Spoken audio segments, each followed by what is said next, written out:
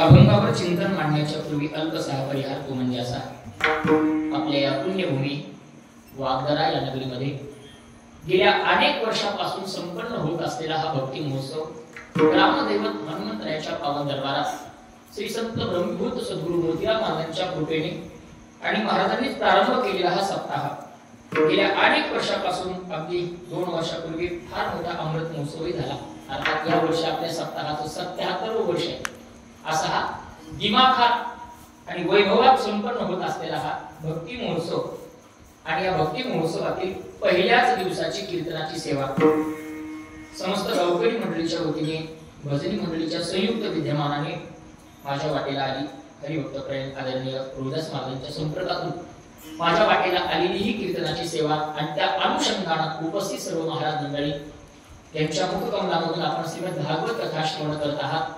असे आदरणीय हरिभक्त प्रेम भागवत आचार्य हरिकिशन महाराज मुंडे महाराजांची उपस्थिती आहे. त्यांच्या चरणावरती नतमस्तक होतो. तसेच माझ्यावरती अगदी पुत्राप्रमाणे प्रेम करणारे आपल्या गावचे भूमिपुत्र आणि फार जुने कीर्तनकार अगदी पितामह म्हटलं तरी हरकत नाही असे आदरणीय दत्ता महाराज वागदेकर महाराजांची उपस्थिती आहे. हरिभक्त प्रेम आदरणीय राम महाराज महाराजांची उपस्थिती आहे. हरिभक्त प्रेमाचे युवा कीर्तनकार हे संभाजी महाराज आहेत महाराजांची उपस्थिती आहे. परिसरातील सर्व महाराज मंडळी आहेत. अगदी रोहिदास महाराजापासून विष्णू महाराजापासून तिकडे टाळकरी महाराजापर्यंत 2 विनिकरी बाबापासून पुन्हा इकडे आरबुजवाडी पांढरगाव वागदरा सगळेच भजनी मंडळी आहेत. सगळ्यांची नाव घेतली असं जमा सरपंच साहेब सगळे आले का अगदी आमच्या पुरुषोत्तम महाराजापर्यंत पकवाजाची उत्तम साथ करण्याकरिता आमचे तालरत्न तालमणी तालभास्कर आमचे रोहिदास महाराज बडे महाराजांची उपस्थिती आहे. त्यांनाही मनापासून धन्यवाद. उपस्थित सर्व माता माऊल्या पुरुष मंडळी सगळ्यांच्या चरणावरती एकदा नतमस्तक होतो आणि अभंगाकडे वळतो. विठाला विठाला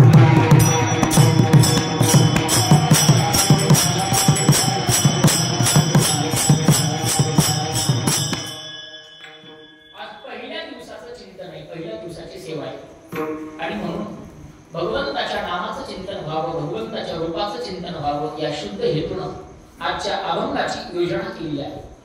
प्रस्तुत अभंग ज्ञानोपारायणचा 3 चरणाचा आहे. या 3 चरणाच्या अभंगाच्या माध्यमातून ज्ञानोपाराय अत्यंत गोड भूमिका व्यक्त करतात. आज ज्ञानोपाराय सोप्या भाषेत संसारी जीवांना उपदेश करतात. काय बघा ज्ञानोपारायने गोड बोलावं किंवा सोपं बोलावं एक आश्चर्य आहे. कारण एरवी ज्ञानोबाराची भाषा फार कठीण आहे. संभाजी महाराज ज्ञानोबाराय सोपं बोलतील असं क्वचित आढळतं. अर्थात ज्ञानोबाराची भाषा अत्यंत अवघड आहे. जरी अभंग परिचयाची वाटले सोपे वाटले तरी ज्ञानोबाराची भाषा मात्र अभंगातली अत्यंत कठीण आहे. सगळ्यांच्या परिचयाचा रूप पाहता लोचनी सुख झाले होत साजनी तोहा विठ्ठल बरवा तोहा माधव बरवा.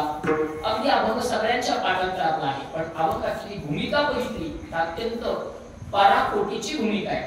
ज्ञानोबाराय आपल्या बुद्धिरूपी सखीला अगदी गोड संवाद या अभंगाच्या माध्यमातून व्यक्त करतात. अर्थात ज्ञानोबारायची भूमिका अवघड असते पण आज मात्र ज्ञानोबाराय सोप्या भूमिकेत येतात. विठाला विठाला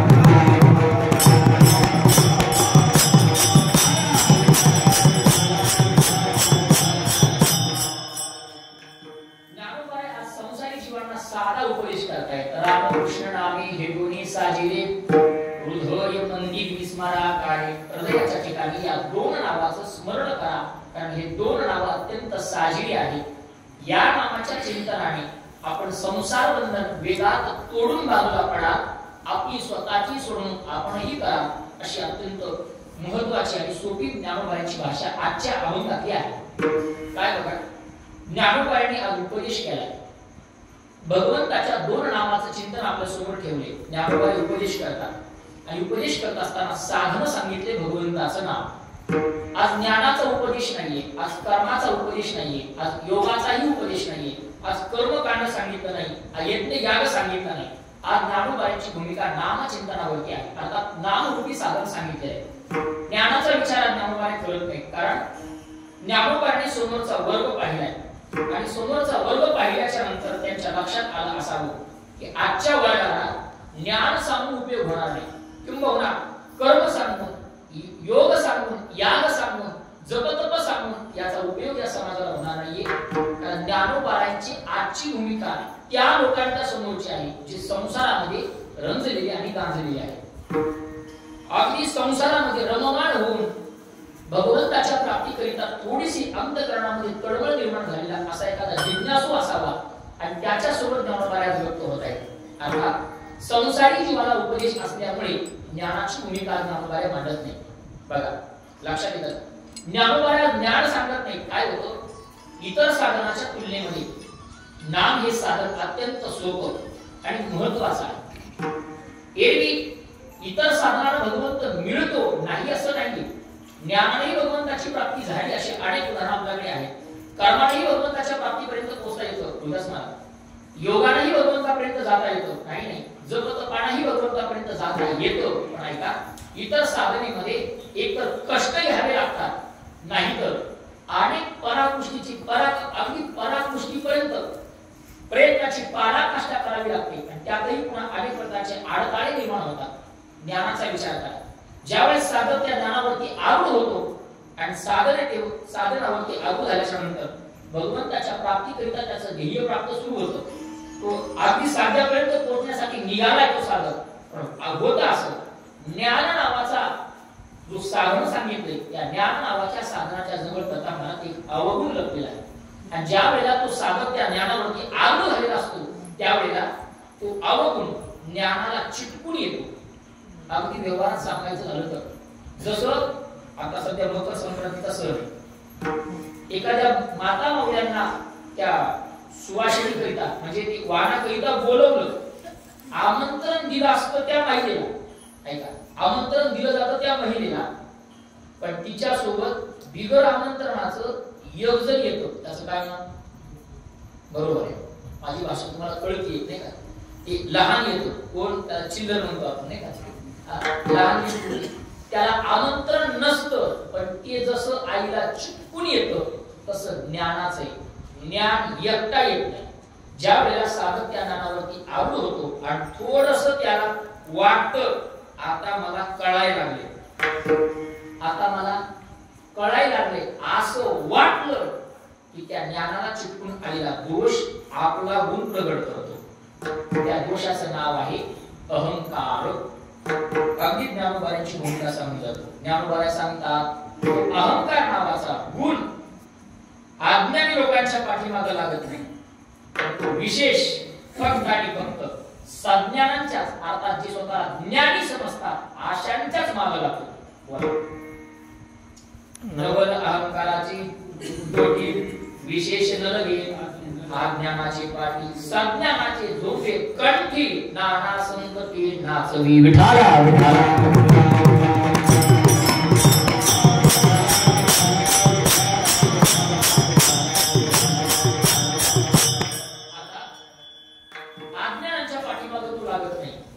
साधक ज्ञानावरती आरूढ झाल्यानंतर त्यात दोष पाहायला मिळतो. आणि म्हणून ज्ञानोबांना वाटलं असं या संसारातल्या जीवांना ज्ञान सांगण्यापेक्षा काहीतरी वेगळं सांगावं. कर्माचा विचार करा, कर्माच्या माध्यमातून भगवंताची प्राप्ती करता येते, पण कर्मापासून पुन्हा त्यातही अवगुण पाहायला मिळतो, दोष पाहायला मिळतो. त्यात त्या कर्माचा दोष नसतो, पण कर्मावरती आरूढ झाल्याच्या नंतर त्यात बंधनं प्राप्त होतात. आता कर्मापासून शेवटी मोक्ष मिळेल तो नंतरचा विषय, भगवंत मिळेल तो नंतरचा विषय, पण अगोदर बंधनं प्राप्त होतात हा आधीचा विषय. आता कर्मापासून बंधनापर्यंत जावं लागतं, ज्ञानापासून अहंकारापर्यंत जावं लागतं. ऐका, योगाच्या वाटेने जर आपण निघालो तर पुन्हा आपल्या वाटेला दुःखच येतं. विठाला विठाला.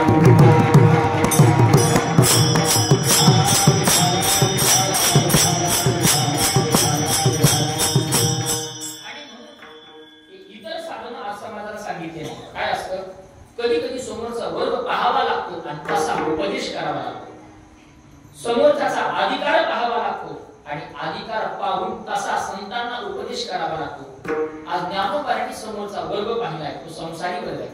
मग त्यांचा अधिकार पाहिला, अधिकार तैसा करून उपदेश जर त्यांना सहन होत नसेल, त्यांना जर त्याचं वजन साहवत नसेल, तर त्या अशा लोकांना आपण अधिक वजन देऊ शकत नाही.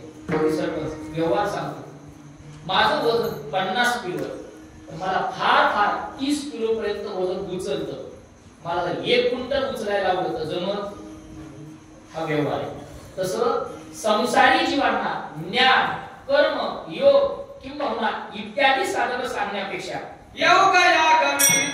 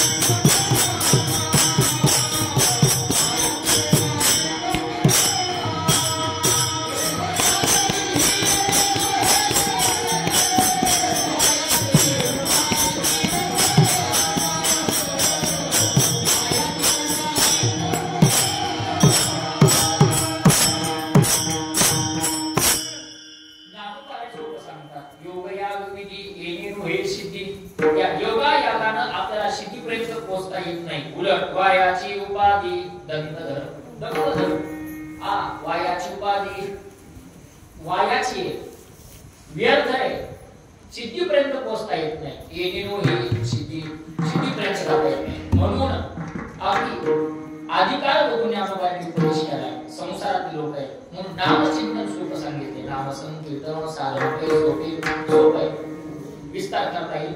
अगदी भयावस्थ थोडस आग्रह घेतोय का प्रस्तावना अशी करायची मला. नाम सोपे संसारातल्या लोकांना ज्ञानोबांनी सांगितलं, पण त्यातही आज ज्ञानोबांची भूमिका मात्र थोडी भिन्न आहे. आपल्याकडे विष्णू सहस्त्रनाम सांगितलं जातं किंवा भगवंताला अनेक नाव आहेत. बहुवा हे करुणावंत, अनंत हे नामजा. याचा अर्थ आपण दोन प्रकारे लावायचा. कसा? अनंत हे नामजा आणि अनंत हे नामजा. अनंत याचा अर्थ अनेक, पुष्कळ, भरपूर या अर्थाने घ्यायचा किंवा अनंत हा नावाने घ्यायचा. विठाला विठाला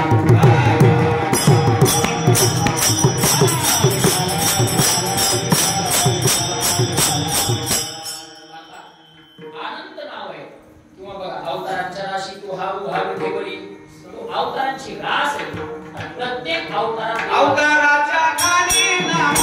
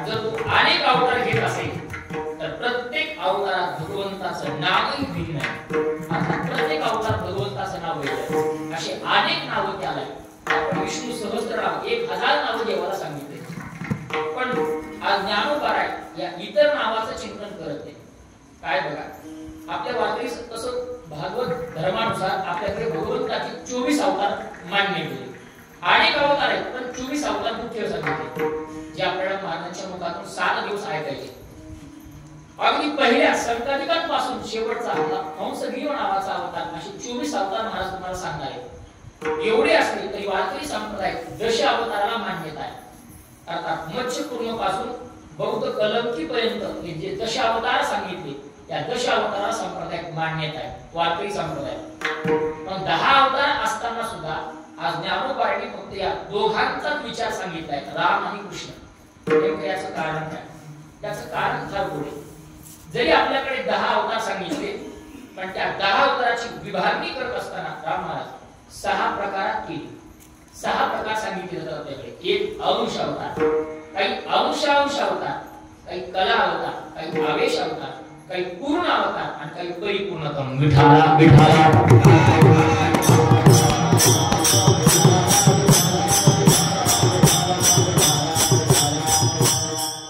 असे 6 विभागण्या आपल्याकडे केल्या. त्या बाकीच्या 10 अवतारांमधील इतर जे 8 अवतार सांगितले ते 8 अवतार या 5 प्रकारात 4 प्रकारात बसतात सुरुवातीच्या. काही अवतार अंश सांगितले, काही अंशांश सांगितले, काही कला आहेत, काही आवेश आहेत. मत्स्य, कुर्म, वराह, वामन, परशुराम, हे इतर अवतार जे सांगितले बौद्ध कलंक, हे सगळे अवतार काही अंशात, काही अंशांशात, काही कला, काही आवेश या अवतारात बसवले. पण राम आणि कृष्ण या दोघांचं चिंतन करत असताना मात्र सगळ्या संतांनी एक मतानं सांगितलं की 2 अवतार हे पूर्ण अवतार आहेत. पूर्ण अवतार राम कृष्ण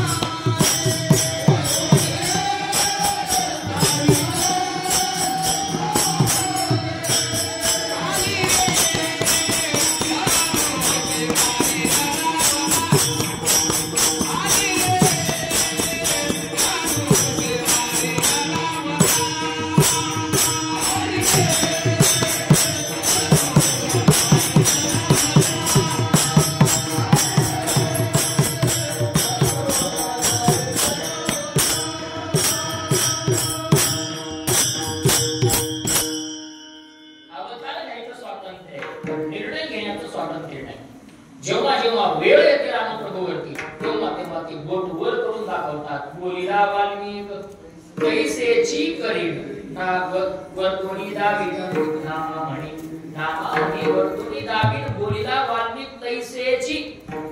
जसं ते बोलले तसेच. दुसरं स्वतंत्रता तिथं नाहीये. हा पूर्ण अवतार आहे. पण कृष्णाच्या अवतारात मात्र दोन्ही स्वातंत्र्य आहे. अवतार घ्यायचे स्वातंत्र्य आहे मामा आणि तिथं निर्णय घेण्याचंही स्वातंत्र्य आहे त्यांना. म्हणून तो पूर्णतम अवतार आहे. अशा दोन अवताराचं चिंतन आज ज्ञानोबांनी केले. ज्ञानोबा या दोन अवताराच्या नामाचा अगदा भगवंताच्या नामाचं चिंतन करतायत. किती साजिरी आहे. काय बघा नाम साजिरी का त्याचं कारण आहे. शास्त्र सांगतं नामी साजिरा आहे म्हणून. नामीमुळे नामाला किंमत आहे.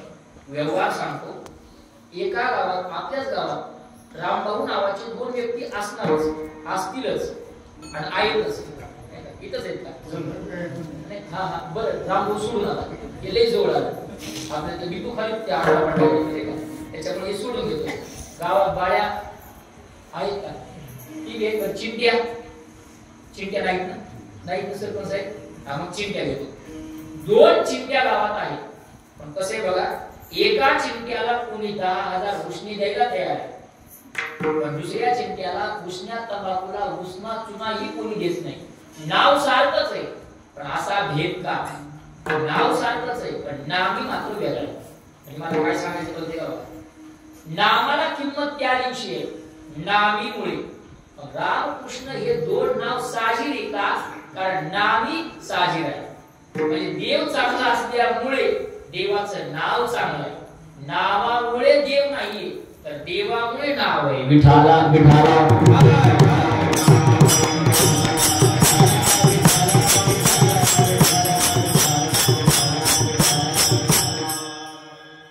कसे बघा देव चांगला आहे साजिर आहे गोड आहे सुंदर आहे. आज पहिला दिवस थोडं चिंतन झालंच पाहिजे. भगवंताचं एक गुण नाहीये तर 6 गुण ज्ञानोबाने सांगितले. ऐका यशस्वी औदार्य ज्ञान वैराग्य ऐश्वर्य हे 6 गुणवर्य वसती चेत म्हणूनी भगवंतो. भगवंताचे 6 गुण सांगितले. पहिला यश. भगवंताकडे यश गुण आहे. किती आहे तर भगवंत यशाची मूर्ती आहे. यश मूर्ती आहे. जिथं जिथं भगवंत आहे तिथं यश 100% आहे. का? तिथं भगवंत आहे. मग कुठेही असू द्या कौरव पांडवांचं युद्ध झालं पण पांडवांचा विजय झाला का? तिथं भगवंत योगेश्वर आहे. गीता सांगते यत्र योगेश्वर कृष्ण यत्र पार्थो धनुर्धरा तत्र श्री विजयी भूती ध्रुवा नीतिर्मती महा. का? तर तिथं भगवंत आहे. तत्र श्री विजयी भूती ध्रुवा नीतिर्मती महा. का? यत्र योगेश्वर कृष्ण म्हणून कृष्ण आहे म्हणून विजय आहे. अर्थात भगवंत यश मूर्ती आहे. एक ऐका यश श्री. आता श्री म्हणजे लक्ष्मी पैसा धन संपत्ती ही सुद्धा भगवंताकडे. कशामुळे तर फार मोठा प्रसंग समुद्र मंथनाच्या वेळेस येतो. 14 रत्न बाहेर निघाले. त्यात लक्ष्मी नावाचं रत्न बाहेर पडलं. समुद्राची कन्या हातात वर माला घेतली. कथाने मला विस्तार करायचा महाराजांच्या मुखातून तुम्हाला ऐकायची. त्यांचं भांडवल मी नाही जप्त करणार नाही का तुमच्यासाठी राखून ठेवतो बाबा. ते वर मला हातात घेऊन निघाले. सगळे लक्ष्मीच्या मागे लागले. पण लक्ष्मीचा गुणधर्म आहे जे तिच्या मागे लागतात ते तिच्या मागे जात नाही. म्हणजे जे पैशाच्या मागे लागतात पैसा त्यांच्याकडे येत नाही आणि जे म्हणतात का आम्ही काही घेत नाही त्यांची माड्या झाल्या. जाती सवाल आहे. मला काय सांगायचं कळतंय का? जे पैसे मागतात त्यांच्याकडे लक्ष्मी जात नाही. शेवटी झाला असं हातात वर माला घेतली देवाच्या मागाली. तर देवाला सांगितलं दासी व्हावं लागेल. मग ते ज्ञानोबा सांगतात पाय धुवावयाच्या दैवा पात्र झाली पाय धुवावयाच्या दैवा. देवाच्या पायाची दासी झाली. पाय लक्ष्मीच्या हाती पाय लक्ष्मीच्या हाती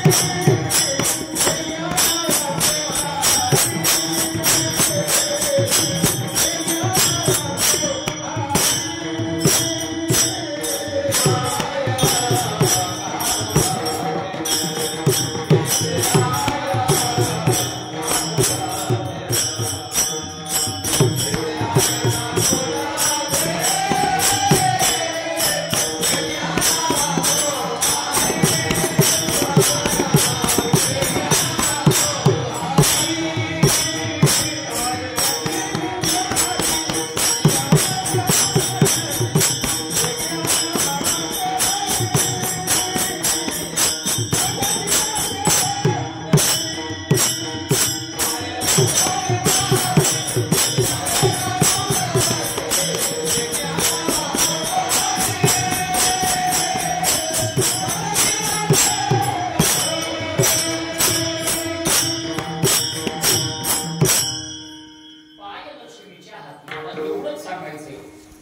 भगवंताच्या जवळ आहे, भगवंताच्या जवळ लक्ष्मी आहे.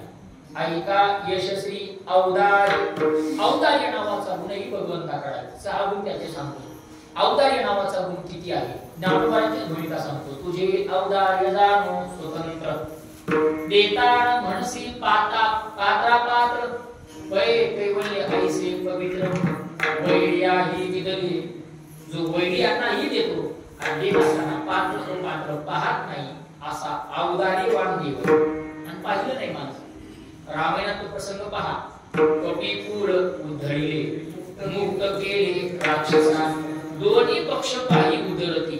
दोघांचाही विचार देवाने केलाय. आपल्या पक्षातल्या कपिकुळांचाही उद्धार केलाय आणि पुढच्या पक्षाचा अर्थात राक्षसांनाही मुक्तता दिली, मुक्त केले. दोघांचा विचार करतो, अर्थात सगळ्यांना देतो असा औदार्यवान देव आहे. तुझे औदार्य जाणो स्वतंत्र, असा भगवंत औदार्यशील आहे. ऐका यशस्वी औदार्य. ज्ञान नावाचा गुण सांगितला. भगवंताकडे ज्ञानही आहे. किती ज्ञान आहे? मी म्हणेन भगवंताकडे ज्ञान नाही तर तो ज्ञानाची मूर्ती आहे. ज्ञानोबा आहे याच्याही पुढचं बोलतात. देव ज्ञानाची मूर्ती नाही म्हणे. ज्ञान देवाचे लेकरू आहे. देव ज्ञानाचा बाप आहे. ज्ञानोबाची भूमिका. असे सर्व ज्ञानाचा बापू, जो श्रीकृष्ण ज्ञान देऊ, तो म्हणत असे सक्रपू ऐके राया, तो ज्ञान दीपू. सर्व ज्ञानाचा बाप तो आहे. ज्ञानाचा बाप एवढं ज्ञान देवाकडे. ऐका यशस्वी औदार्य. ज्ञान वैराग्य. देवाकडे वैराग्य नावाचाही गुण आहे. किती वैराग्य असावं भगवंताकडे पाहिल्या कळतं. रामायणाचा प्रसंग असा झाला की समुद्रावर सेतू बांधण्याचं काम चालू होतं आणि ते काम चालू असताना विरोध पार्टीतून कोणीतरी येताना दिसले. इकडे यांच्या सैनिकात खळबळजनक बातमी पसरली. पण ते हनुमंतरायांनी बघितलं होतं. विभीषणाच्याकडे गेले ना भेटायला अगोदर. त्यांना कळलं हे जरी तिकडल्या गावचे असले तरी आपल्याच पार्टीचे, आपल्याच विचाराचे, समविचारी जरी त्या पार्टीचे असले तरी. हनुमंतरायांनी मध्यस्थी केली, राम प्रभूंची ओळख करून दिली. मला पूर्ण रामायण नाही सांगायचं, झालं असं. देवाचं वैराग्य बघा. ते ओळख झाली आणि झाल्यानंतर देवानं एका क्षणात निर्णय घेतला. समुद्राचं पाणी मागवलं, जल मागवलं आणि विभीषणाचा लंकेचा राजा म्हणून अभिषेक करायचं ठरवलं. राज्याभिषेक करायचं ठरवलं आणि तयारी तशी झपाट्यानं सुरू झाली. ही बातमी सुग्रीवाच्या कानावरती गेली आणि सुग्रीव म्हणायला लागला, जरा विचित्र घडते. कसं? अजून खाते वाटपच केलं नाही तोपर्यंतच बातम्या पसरल्या. विभीषण म्हणतोय आपण. सुग्रीव म्हणायला लागला. त्याला चिंता वाटली. तो देवाच्या जवळ आला, कानात बोलायला लागला. देवा जरा थांबा की. देव म्हणे काय झालं? नाही देवा जरा चिंता वाटली. काय झालं काय? नाही म्हणे तुम्ही लंका घ्यायच्या अगोदरच राज्याभिषेक काय होते? काय अडचण नाही. ते तुझा तसंच केलं होतं ना. अगोदर तुझा राज्याभिषेक केला मग वालीचा काटा काढला. मी तर असं. पण महाराज कसं आहे, तो वाली होता. मग हे हा रावण काय म्हणायचे तुम्हाला नेमकं? दोघांचा संवाद कानात एकमेकाच्या बोलतात. सुग्रीव सांगतो देवाला, देवा विभीषण हा रावणाचा भाऊ आहे. म्हणायचे काय तुम्हाला? हा फुटणार नाही, अजिबात गुवाहाटीला जाणार नाही, काळजी नको करू. पण जा म्हणायचे काय? तसं नाही म्हणायचं. मग झालं काय? मला हे सांगायचे की हा नाही फुटायचा, पण भविष्यात जसा विभीषण तुम्हाला शरण आला तसा यदा कदाचित जर रावण शरण आला तर करता काय? तुम्ही जर रावणाची लंका अगोदर विभीषणाला देताय, यदा कदाचित रावण शरण आला त्याला देणार काय? एका क्षणाचा विलंब न लावता राम प्रभूच्या मुखात शब्द आहे. सुग्रीवाला सांगतायत म्हणजे बुवा काळजी नका करू, रावण शरण येणार नाही. आणि यदा कदाचित रावण मला शरण आला तर माझी अयोध्या रावणाला देऊन टाकी एवढं वैराग्यवान देवाचं ती वैभव लक्षात ठेवा. अत्यंत वैराग्यवान देव. दृष्टांत संपला, मला विस्तार नाही करायचा. अयोग्य द्यायला तयार आहे एवढा वैराग्यवान देव. श्री अवराज ज्ञान वैराग्य ऐश्वर्य. आता ऐश्वर्य नावाचा गुण सांगितला. भगवंताच्या ऐश्वर्याबद्दल काय बोलावं? भगवंताचं ऐश्वर्य म्हणजे अलौकिक ऐश्वर्य आहे. एकदा देवाला पाहायला गेलं की मन रममान होतं, असा तो भगवंत आहे. त्याच्याकडे पाहिलं की तो रममान होतो, जीव रममान होतो, म्हणून त्याचं नाव राम आहे. त्याच्याकडे पाहिलं की आपलं चित्त तो आकर्षित करतो, म्हणून त्याचं नाव कृष्ण आहे. आणि तो जीव त्याच्यात हरून जातो, म्हणून त्याचं नाव हरी आहे. विठाला विठाला.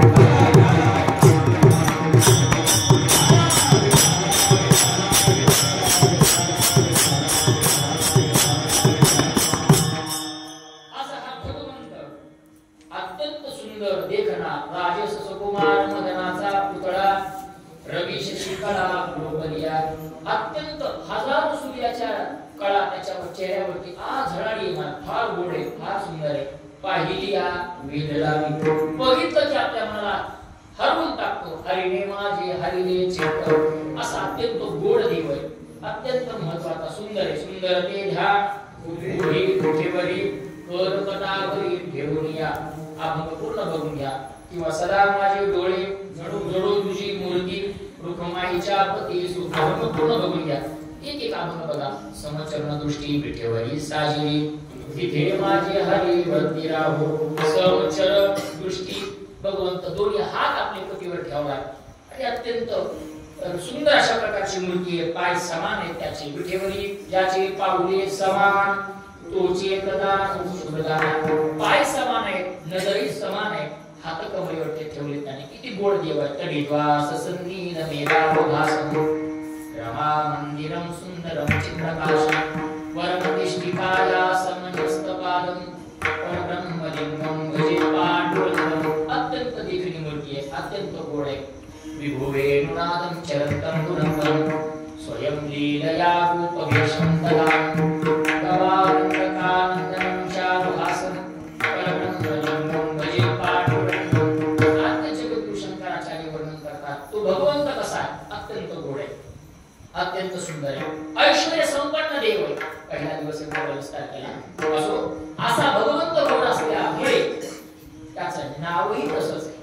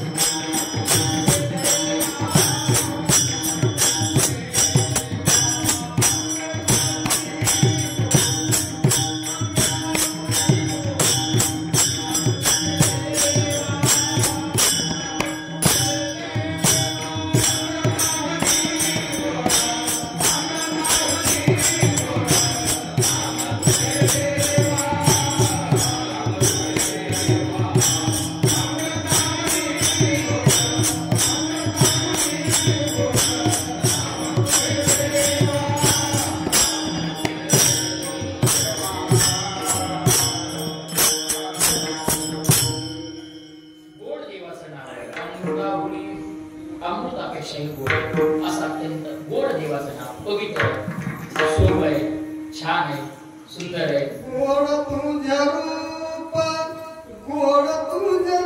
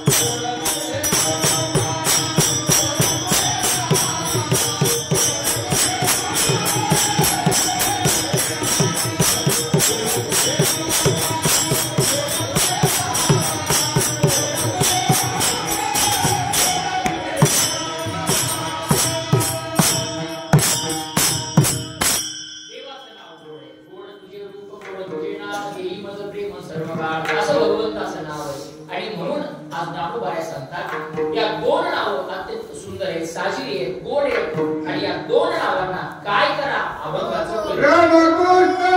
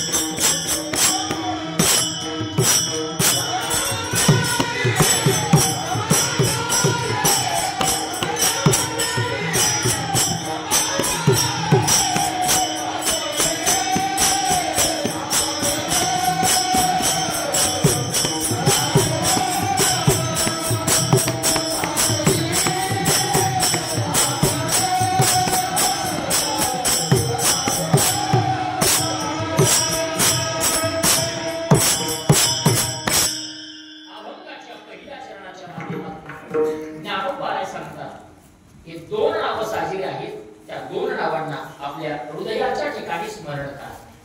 काय बघा, या पहिल्या चरणातला उत्तरार्ध फार गोड आहे. या उत्तरार्धामध्ये ज्ञानोबाची भूमिका आहे. त्यांचं नामचिंतन आपल्या हृदयाच्या ठिकाणी स्मरण करायचं.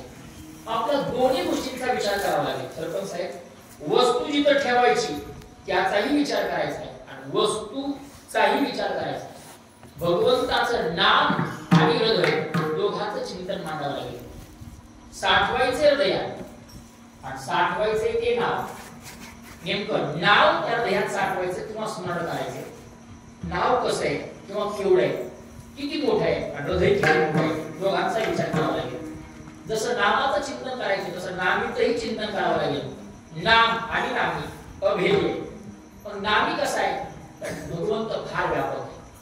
देवाला परिचिन्नता नाहीये, जीवाला परिचिन्नता आहे. देव मात्र अर्थात भगवंत मात्र व्यापक आहे. तो व्यापक काय, जीव हा काल नव्हता, उद्या नसणार आहे, फक्त आजचा जीवाचा विचार आहे. तर देव मात्र आधी होता, मध्य आहे आणि अंती सुद्धा असणार आहे.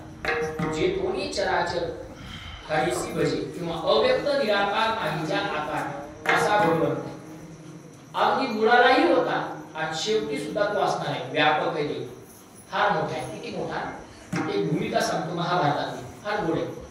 म्हणजे काय झालं, देवाचं दुसरं लग्न जमलं आणि देवाच्या दुसऱ्या लग्नाची पहिली पत्रिका पहिल्या बायकोच्या बापाला देण्यात आली. वागदाला देवाचं दुसरं लग्न, दुसऱ्या लग्नाची पहिली पत्रिका पहिल्या बायकोच्या बापाला दिली. नाही कळलं? बरं पुढून सांग. देवाचं दुसरं लग्न होतं जामवंती सोबतचं आणि त्या जामवंती सोबतच्या लग्नाची पहिली पत्रिका पहिली बायको लक्ष्मी, त्या लक्ष्मीचा बाप समुद्राला दिली. पण जी पत्रिका वाटायचा कार्यकर्ता होता तो देवाच्या फार जवळचा होता. देवाचा वाहक होता, चालक, ड्रायव्हर. सध्या ड्रायव्हर फार हुशार झाले महाराज लोकांचे. ते त्यानं काय, कोण आपलं गरुड, त्या गरुडानं काय केलं, गाडी केली. चमचे फार खतरनाक असतात, चमच्यापासून सावधान. का चमच्याचा एक गुण आहे, चमचा ज्या भांड्यात जातो त्या भांड्याला रिकामं करतो. लक्षात ठेवा, चमच्यापासून सावधान. ते भातात गेला की भाताचं भांड रिकामं, गुलाबजामुन गेलं की ते रिकामं करतं. चमच्याचा गुणधर्मच आहे. त्यामुळे चमच्यापासून सावधान. मी भाजीतल्या सांगत नाही, समजून घ्या. ऐका मला काय सांगायचं. हा गरुड गेला आणि पत्रिका घेताना काढी केली. सांगितलं सहकुटुंब परिवारांना यायचंय, जावयाचं लग्न आहे. सासरा निघाला. ते महाभारतात विनोदारामचे महाराज सांगायचे.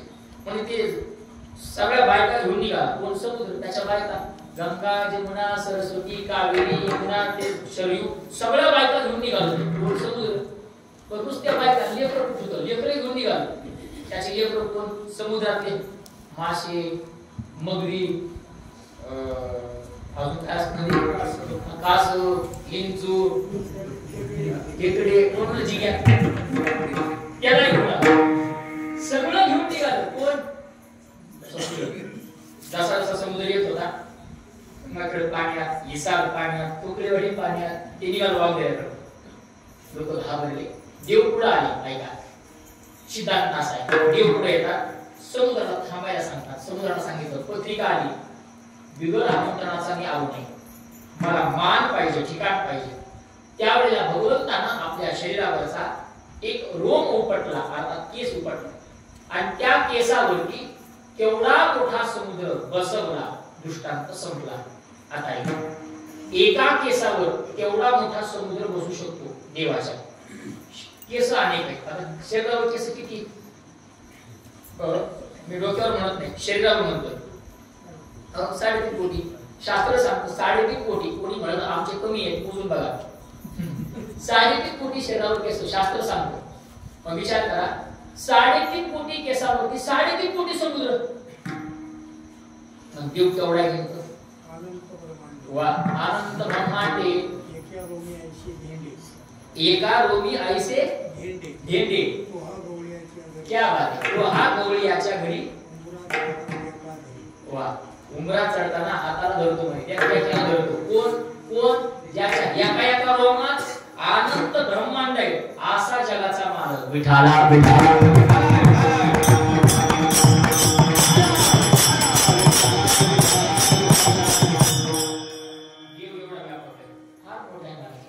त्याच्या एका एका रोमात असंख्य कोटी, असंख्य मोठे मोठे ब्रह्मांड व्यापक आहे. पण देव किती मोठा असेल? फार मोठा आहे, फार व्यापक आहे. एवढा मोठा देव किती मोठा आहे? सगळं त्याच्यापासूनच झालं ना, सगळं त्याच्यापासून झालं.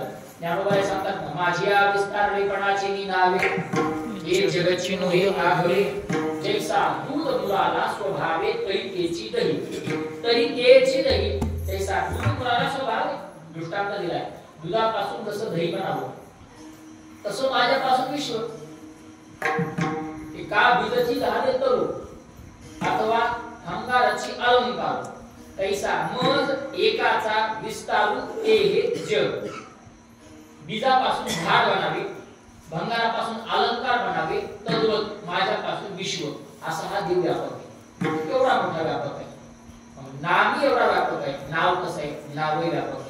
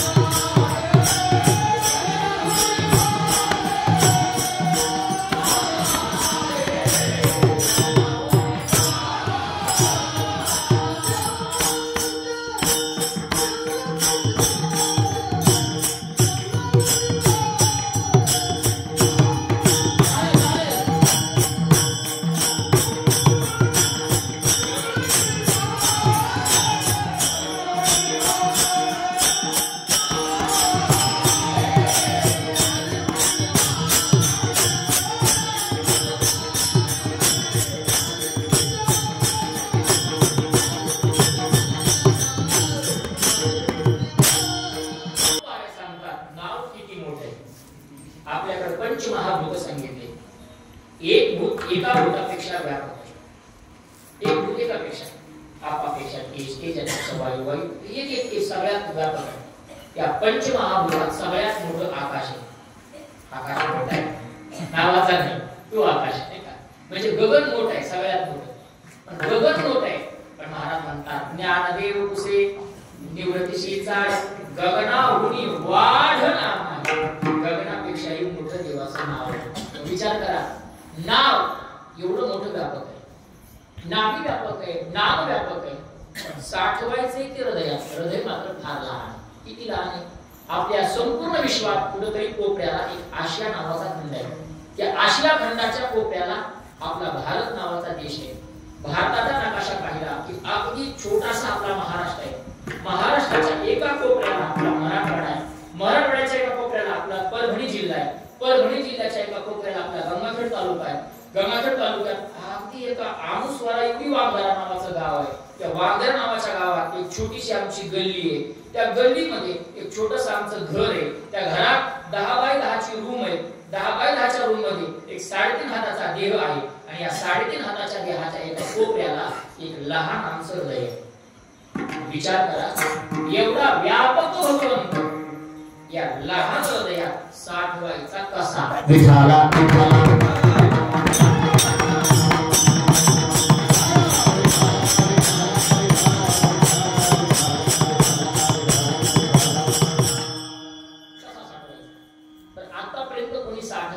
तर 3 नाव आपल्या समोर येतात. वेळ आपली संख्या 10:30च्या पुढे घरात गेली आहे का?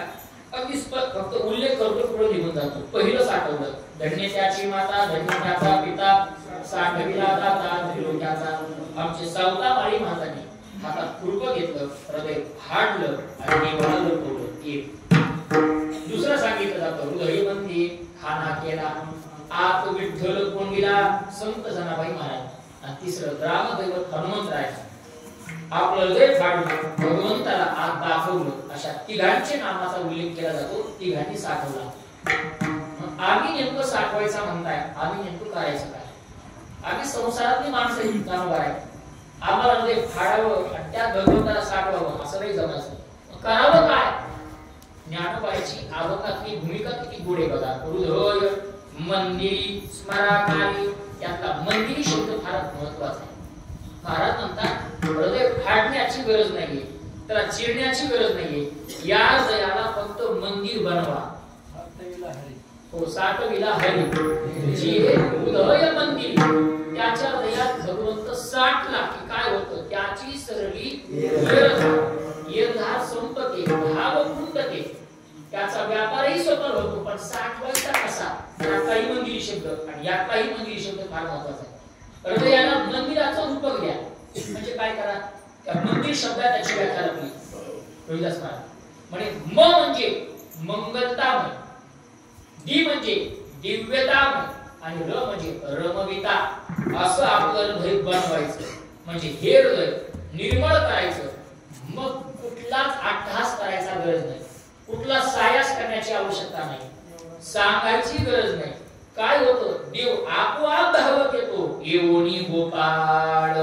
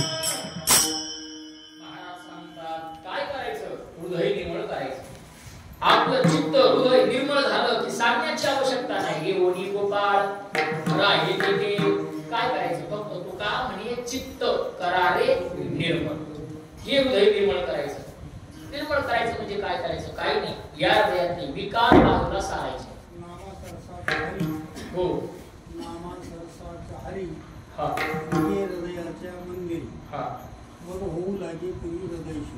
वा. भगवंताला हृदयात साठवलं की आपोआप विकारी बाहेर जातात आणि विकार बाहेर गेले की भगवंत आपोआप हृदयात येतो. दोघीची सांगड आहे. अगदी आपल्या हेतून अवघड झालं पाठात यालाच अगदी साम्य येणार प्रमाण सांगतो. तुका म्हणे देव बहिला विठ्ठले. परिणाम काम क्रोध केले घर येते, काम क्रोध गेले की देव येतो आणि देव आला की काम क्रोध जात. जनी म्हणे आवडा हो, जनी म्हणे आवडा देव देव वासनेचा पुसावा. ठाव वासनेचा पुसावा ठाव.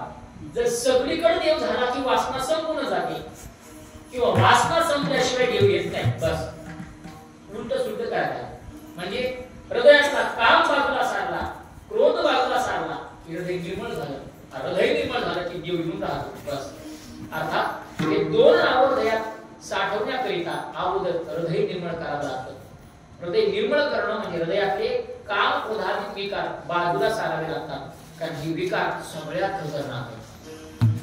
काम आणि क्रोध अत्यंत खतरनाक आहे. किती खतरनाक आहे. देहदुर्गीचे दोन. हो, देहदुर्गीचे दोन. इंद्रिय ग्रामीचे कोण. हो, इंद्रिय ग्रामीचे कोण. भजन मार्गाचे बर जगावर. वा. त्या दोघांचं चिंतन ज्ञानोबाई तर लई गोड भाषा वापरली नाही. भुजंग त्यांना तर ते ज्ञानोबाई उपमा देऊन इतके खतरनाक आहेत नाही हे काय सांगत हे यांच्यापाशी एक भाऊ कामा आणि क्रोधापाशी कसा ते प्रातस्मरणीय सद्गुरू चैतन्य महाराजांच्या मुखात वाक्य सांगतो. ते म्हणतात म्हणे काम पूर्ण झाला की लोभ वाढतो, काम अपूर्ण राहिला की काम पूर्ण झाला की लोभ वाढतो आणि काम अपूर्ण राहिला की क्रोध वाढतो. एकट्या कामापाशी हे दोघं अवगुण आहे. पूर्ण झाला तरी लोभ नावाचा अवगुण आहे, अपूर्ण राहिला की क्रोध नावाचा अवगुण आहे.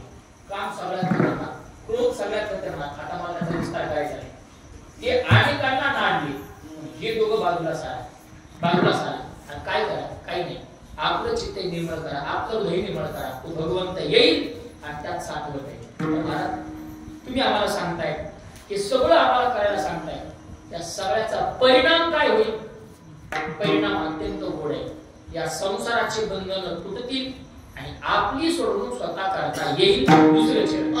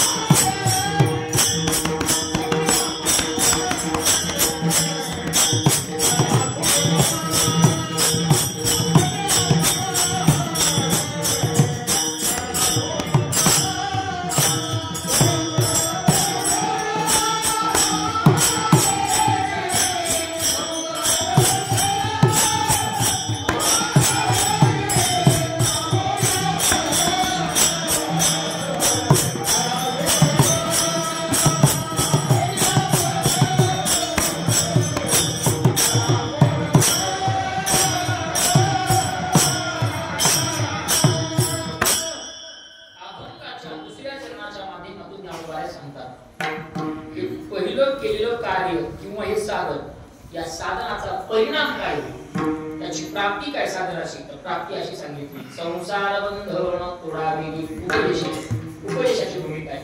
हे बंधन लवकर तोडण्याकरिता तुम्ही सावध व्हा, वेगी करा. संसार बंधन तोडा, वेगी संसार बंधन तोडा. फार मोठं बंधन आहे, अत्यंत वाईट बंधन आहे संसार बंधन. संसार या अर्थाने घरदार, प्रपंच, बायको याचा संसार आहे.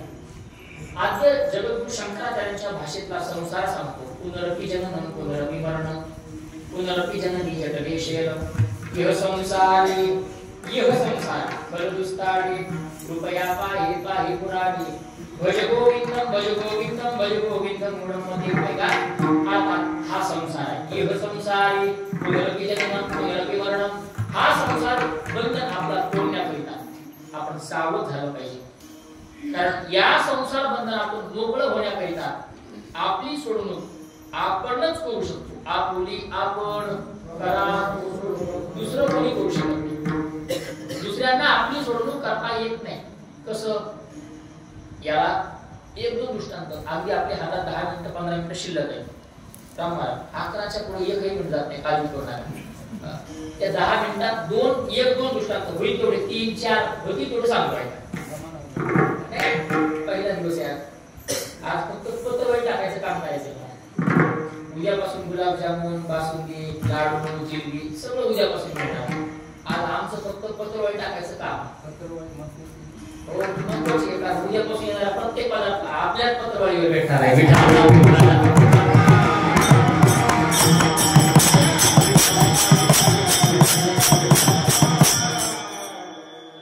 पत्रवाळी नामाची टाकावी पत्रवाळी नामाची असावी कारण भक्कम असते म्हणून नामाची पत्रवाळी टाकली आहे काय सांगायचं मला आपली सोडवणूक आपणच करू शकतो कसं एक ज्ञानोबाची भूमिका सांगतो ज्ञानेश्वरीमध्ये बंधनाबद्दल बोलत असताना ज्ञानोबाने गोड दृष्टांत दिलाय एका पोपटाचा संभाजी महाराज शुकाबद्दल ज्ञानोबाने बोलतात पण काय झालं काही मंडळी त्या पोपटाला पकडण्याकरिता जंगलात येतात आणि एक पदार्थ वापरतात एक नळी वापरतात ती नळी त्या झाडाला बांधली जाते ज्ञानोबाची भूमिका सांगतो जे शिके शुकाचे अंग भारे नळिका भोर नळी मोहारे तरी ते उडावे परिणाम मनशंका दुसरी गोष्ट का वायाची मान पिळी आठवे हे आवडी किंटाटून हे धरून टाकले म्हणजे काय किंटाटून आवाची नळी झाडाला बांधली जाते आणि ते पोपटाला पकडणारी मंडळी लपून बसतात पोपटाची वाट बघतात पोपटही म्हणतो 10 वाजून 40 मिनिटं झाली तो लपून बसा म्हणजे बाहेर येतो आणि नळीकडे बघत नळीकडे बघितलं की त्या पोपटाला आकर्षितपणा वाटतो नळी तशी आकर्षित असते एवढी आकर्षित असते सरपंच चांगल्या पोपटाला वाटतं जाऊन नळीवर बसावं नाही कळलं माणसाचे सीजन सुरू झाले नळीवर बसायचं चांगली नळी खतरनाक असते लांबून हिरवळ दिसते गुरुजीच्या भाषेत आणि त्या हिरवळला ते पोपट कोणता काय लोकांना वाटतं तुम्ही तर लोकांसाठीच आहे आपल्यासाठी सांगते हा पोपट दुसरा कोणता तुम्ही आम्ही म्हणजे पोपट आहे आणि ती नळी दुसरी कोणती नाही हा संसार रूपी नळी आहे त्या संसाराला पाहिलं की हा पोपट भुलला जातो नळीच्या जवळ जातो आणि एकदा पोपट नळीवर बसला नळी आपलं काम करते पुरुषोत्तम बुवा नळीचं कामच आहे पोपट बसवायचा आणि गुतवायचा नळी काय करते गोल फिरते नळी गोल फिरली की पोपट झाला उलटा आणि पोपट उलटा झाला की पोपटाला वाटायला लागतो काय ज्ञानोबांची भूमिका किती गोड आहे म्हणे बांधलेला मी पुढा आईसिया भावनेची याकडे थोडा की मोकळ्या पायाचा चवडा गोवी आधी आपले मोकळे असणारे पाय तो अधिक घट्ट करतो का त्याला वाटतं म्हणे बांधलेला मी पुढा त्याला वाटतं मी बांधला गेलो एक शंका निर्माण झाली आणि पोपट आपले मोकळे पाय अधिक घट्ट करून बसतो दत्ता एवढे घट्ट करतो पोपट उलटा होतो पोपट उलटा कधी होतो नळीवर बसला की होतो नाही कळलं की काय म्हणतात महाराज पोरं लई चांगलं होतं पण लग्न झाल्यापासून बदललं समजायचं पोपट उलटा झाला पोरं बदललं आधी माय बापाचं ऐकत होतं आता बायकोचं ऐकतंय पोपट नळीवर बसला उलटा झाला त्याला आपला कार्यक्रम सुरू केला पुन्हा संसारात कार्यक्रम सुरू केला उलटा झाला आणि परिणाम असा झाला त्यानं आधीच आपले पाय घट्ट केले की माणसं जवळ जातात आणि पोपटाला वेगळं करण्याची भाषा करतात वेगळं करण्याची पण वेगळं होत नाही त्या पोपटाला वाटतं संसार असाच आहे शास्त्र सांगतं ना संसरती इति संसार हा जेवढा आपण बाहेर पडण्याचा प्रयत्न करतो तेवढा अधिक मध्ये ओढतो ते पाण्यातला भोवरा माहिती भोवऱ्यात माणूस अडकला जेवढे हातपाय हलवतो तेवढा अधिक त्यात बुडतो नाही का भोवऱ्यात सापडलेल्या माणसानं निवांत राहायचं आपोआप बाहेर येतो तसं संसारात पडलेल्या माणसाला निवांत राहिलं पाहिजे. माणसाची तळमळ संसारात सुरू होती. एवढी ज्ञानोबा सांगतात, सायास करीशी प्रपंच दिननिशी. दिन आणि निशी, रात्रंदिवस पडा संसार चाललाय माणसाचा, रात्रंदिवस. ते संसाराचा गुणधर्म आहे. संसरती तू आधी धुतो आणि तू आपले पाय सोडत नाही. शेवटी ज्ञानोबाची भूमिका आहे म्हणे, त्या पोटाला वेगळं करण्याकरिता त्या पोटाचे पाय तोडावे लागतात. ज्ञानोबा सांगतात, ऐसा काजे विना तुडला तो सांगपा काय आणि के बांधिला मग न सोडीच जरी न्याला तोडोनी अर्धा. विठाला विठाला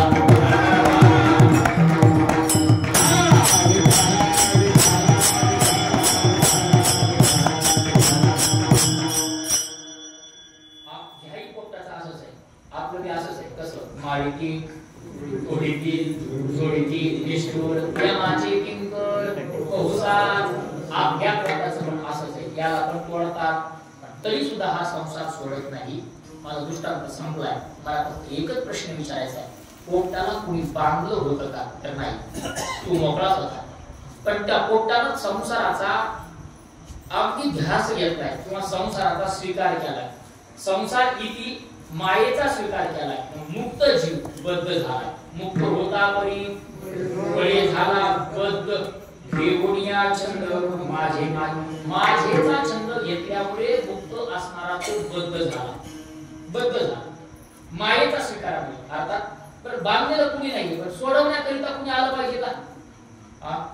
पोटाला सोडवण्याकरिता तिथं कोणाची आवश्यकता आहे? ज्ञानोबाची ही भूमिका पाहिजे. आपल्या पण कोणाचीच नाही. पोपटानं पाय सोडले, पोपट पकडा. संभाजी महाराज आपले पाय फक्त सोडायचे पोपटाला, त्याला वेगळी कोणाची आवश्यकता नाही. ही पोपटाच. आता 5व्या मिनिटात अजून एक ते झालं ज्ञानोबाचं. तुकोबाईने गोड दिला. तुकोबाईने पण एक सांगितलं, पोपट नाही त्यांनी माकड सांगितलं. कोण? विष्णू महाराज माकड सांगितलं. काय होतं म्हणे, जसं या पोपटाला पकडण्यासाठी लोक जंगलात आले, तसं त्या माकडाला पकडायला जंगलात जातात. आता नळीने आता ते घागर म्हणा, घागर आपली पाण्याची घागर आपण ठेवतात सगळं कोणाच्या? माकडाच्या. आणि त्या माकडाला आवडणारे फुटाणे, शेंगदाणे, चणे काय म्हणायचे तुम्हाला म्हणा, त्या 2-3 गोष्टी त्या घागरीत टाकतात. माकडाला त्या गोष्टी दिसतात. माणसं लपून बसतात, निघून जातात. घागरीच्या आसपास कोणी नाही असं या माकडाला वाटतं आणि घागरीच्या जवळ जातं. वाकून लांबून घागरीत बघतो, त्याला बरं वाटतं. या माकडानं लांबून बघितलेलं असतं दुसऱ्याचं लग्न आणि याला बरं वाटतं की बँड वाजायला. सरपंच लई सांगितलं असतं, पण हे दोघं तिघं समोर बसले म्हणून असं दब काय चाललंय. तुम्ही एरी पटायला आठवा मग सांग ते सगळं बघतो कोण? माकड. विठाला विठाला